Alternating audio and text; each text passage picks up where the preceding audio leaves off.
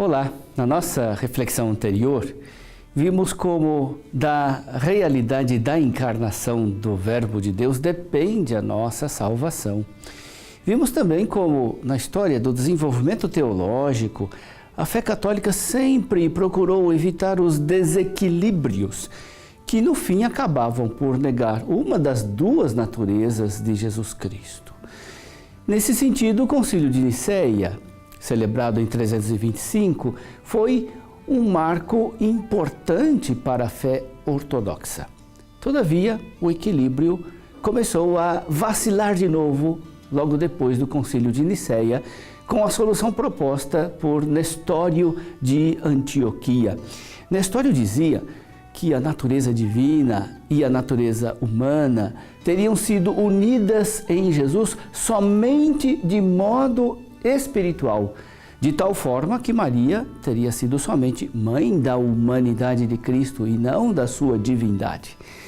A esta heresia respondeu primeiro o Concílio de Éfeso, em 431, afirmando que Jesus, como Deus e como homem, é um e é o mesmo, e que por isso Maria é mãe de Deus.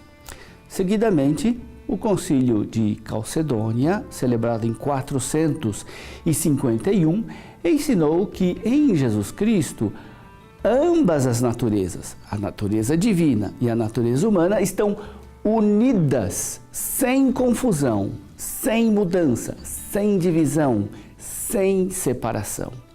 Em Jesus Cristo, as naturezas humana e divina não estão unidas por uma mera justaposição, nem por absorção de uma pela outra, tampouco por uma mutação de uma pela outra. As duas naturezas estão unidas na única pessoa do Filho de Deus, ou seja, trata-se de uma união pessoal, união hipostática.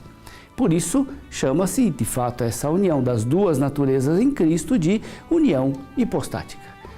Ainda hoje, como ao longo da história da Igreja, a condição humana e a condição divina de Jesus Cristo é motivo de propostas e especificações.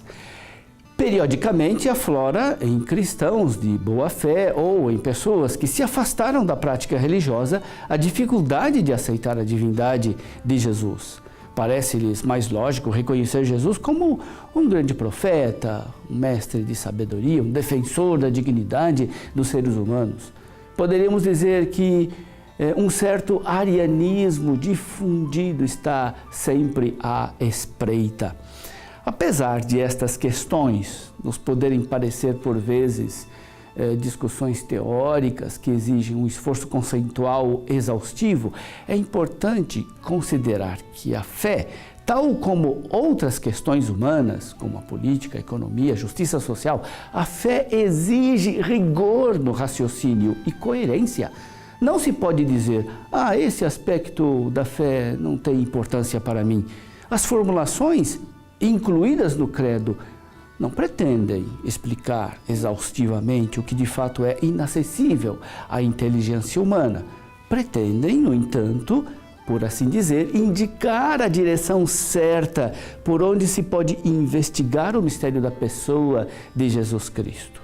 Elas esclarecem o mistério, mas especificam qual é o mistério que não podemos racionalizar, mas que podemos aceitar na humilde evidência da fé. Receba de Deus a bênção, em nome do Pai, e do Filho, e do Espírito Santo. Amém.